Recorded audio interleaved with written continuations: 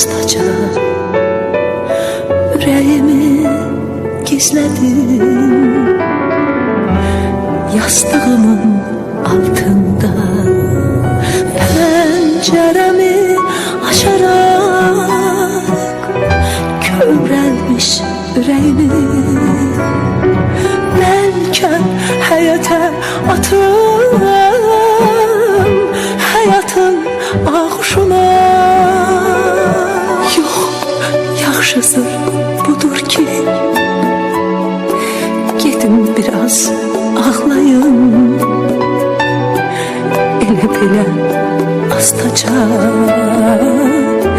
gedin biraz ağlayın. Yok, yaxşısı budur ki gedin biraz ağlayın, elə belə astaca gedin biraz ağlayın. Kimse duyuq düşməsin kədərimdən, qəmimdən. Durub yol alım bağa, astaca ağlamağa. Götürüm ürəyimi, atım coşan ülmana, dalğaların qoynunu heç dinə də bilməsin. Niyə sığmır sinəmə gah tufan, gah da rüzgar apardıqca uzağa. Yox, yaxşısı budur ki qoy dirilikdən bastırın, dirilib çiçək olsun, ya da ki bala tutun,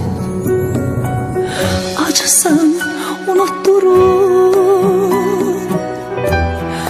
Özümü aldatsam da koyurum avutturun, acısın unutturun. Yok, yaxşısı budur ki gedin biraz ağlayın,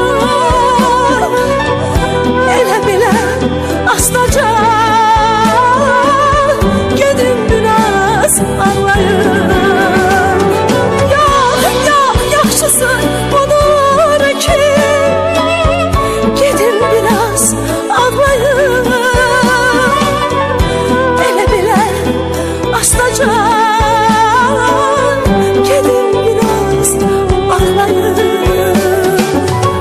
Gecenin sükutunda ürəyimlə tənhayam, yağış yağır, ıslanır, çətir tutmuram ona.